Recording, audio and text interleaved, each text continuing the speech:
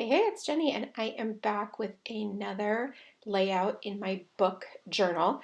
I am flipping through it. It's an A5 notebook from Everyday Explorers. It has 8 different horizontal sections, and then each of those sections is divided into essentially thirds. I am getting my book covers from Goodreads. I'm simply screenshotting them from there. I use the Pick Frame app to create the collages for these photos. There are 8 of them on one 3x4 photo. And then I'm using my paper trimmer to cut them apart. I use my paper trimmer in all of the things that I do creatively. So using a paper trimmer is definitely something that is just very second nature to me. The teeny tiny itty bitty little pieces, I do use the scissors just to get those off because it's a lot easier. But the paper trimmer really helps a lot to make sure the lines are straight, and that's helpful to me. I use the Epson PictureMate printer to print the covers. It is an exceptional printer.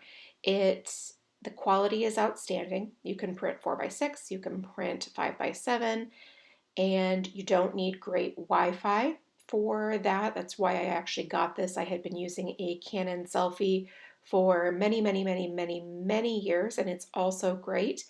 But the Epson is definitely a higher quality printer. I also tried my Canon Ivy, and in comparison, the quality is absolutely terrible. I'll do a side by side for you in a coming video so that you can see that how much better the Epson PictureMate really is. I'll link below the one that I have, and I will link below all the supplies I'm using today for those of you that aren't exactly familiar and not exactly sure which stamp set to buy or which notebook or those types of things if you want to do something similar or you're interested in a specific product. I am using a Sharpie pen to draw the lines. There is a very faint dot grid on the right, like 3/4 of the horizontal sections, and it's very faint. So the first line is 4 dots down, the vertical line is 3 over, and then there's one little one up at the top. I started out by writing like audiobook or that kind of thing. Then I went to date completed, and then now I am writing like where it came from. So for example, Audible or the library or that type of thing. So I actually get most of my books from the library. I'm very fortunate. My library has a ton of books that I usually don't have to wait for. So now I've drawn the lines. So I've got my setup and I've got my book covers. I screenshotted them from Goodreads. I printed them at home. I drew my little lines, and then now I'm going to stamp the images that I'm going to use from these stamp sets. I am very comfortable with the ones that I'm using currently, the source or that kind of thing. It might not work for everybody, but date finished is also a great thing to put up in the top. I really liked that a lot because it sort of then like gave me an idea of how long each book was taking.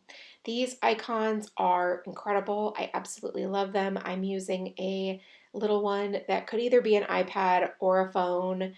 I'm using it as an e-reader and stamping that one for the books that I'm physically reading a book.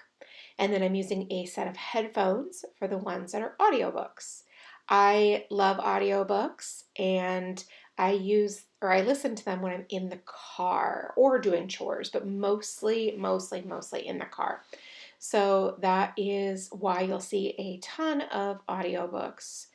And I think it's just such a great way for me to listen to stories and really enjoy them. I'm using VersaFine ink. I have been using this exact same ink pad for probably 10 years. I'm not kidding. I haven't re-inked it. I haven't purchased a new one. And VersaFine is formulated to be fast drying and also for small details. I use it almost exclusively for black ink. I just think it works incredibly well, and I'm always very, very pleased with the results. Now I have thoughts on this book in the largest section, and then now I am putting this stamp that says book review. I like this particular stamp, as I have said in my previous videos, because this allows me to do like 4.25 stars, 4.5 stars. So I feel like I can get a little bit more specific with each of my ratings. All right, so then now at the top, I have notes.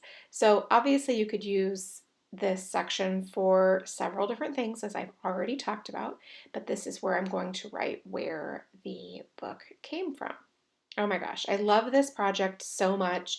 I waited a really long time to start. It took me about a year to get this going. I had the notebook, it was sitting there. I thought about it a lot. I still kept track of my books in my planner and on Goodreads, but I really, really, really wanted to start this.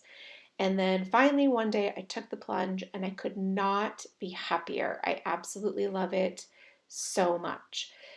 I think it's colorful. I love the aesthetic. It's very simple to me and what I do. And I just am very, very happy with it. I'm using Papermate Flair pens to color in the rating. And I'm simply going in Roy G. Biv plus pink order. So I started with red and I'm just keeping going. So that's 7 colors. And so I am there are 8 sections on each page, so obviously like I'll have purple twice on this particular layout. And then on the next layout, I'll have pink twice and so on and so forth. So I love the way that this makes this feel even more colorful than just the book titles or the book covers do.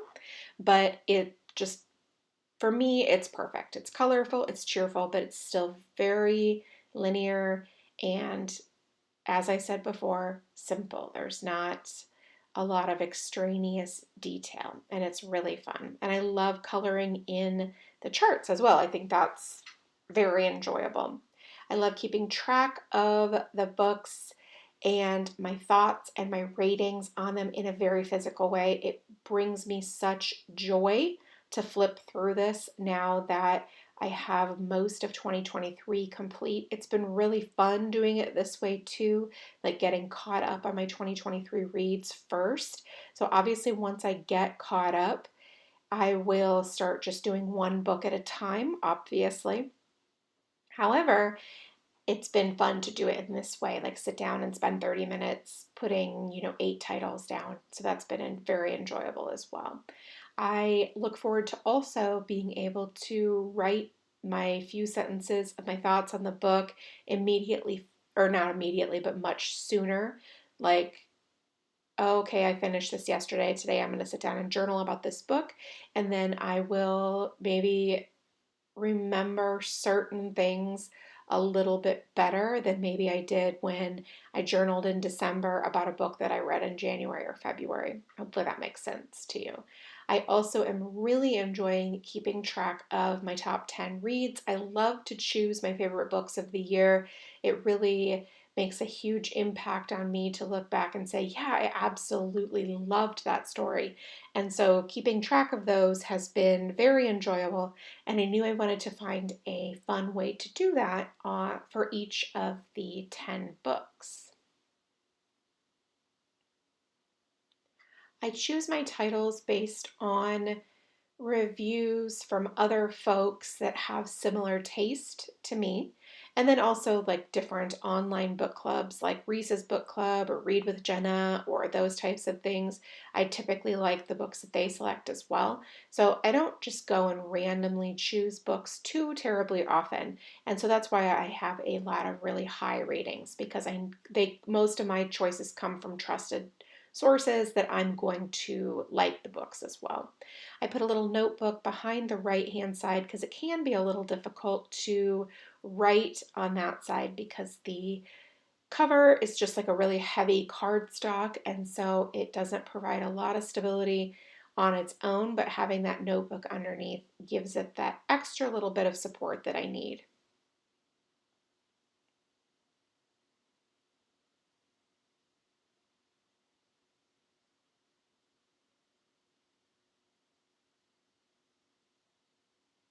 As I said before, I will link all of the supplies up below that I'm using today in case you are interested in any of them specifically. It's not a big deal to me if you're not. I'm not pushing you to buy any of these supplies or anything like that, but I know a lot of people have been very interested in the stamps in particular because there's so many great reading ones, and I just wanted to make sure that you were able to find the exact sets if you wanted to. Now I'm going to mask off that photo, and then I'm just going to stamp my top 10 right there on the wishing game, and that is it. Thank you so much for stopping by and watching. I really do appreciate it. If you have any questions, please leave them in the comment box below, and I'll do my best to get back to you. Thanks so much, and make it a great day.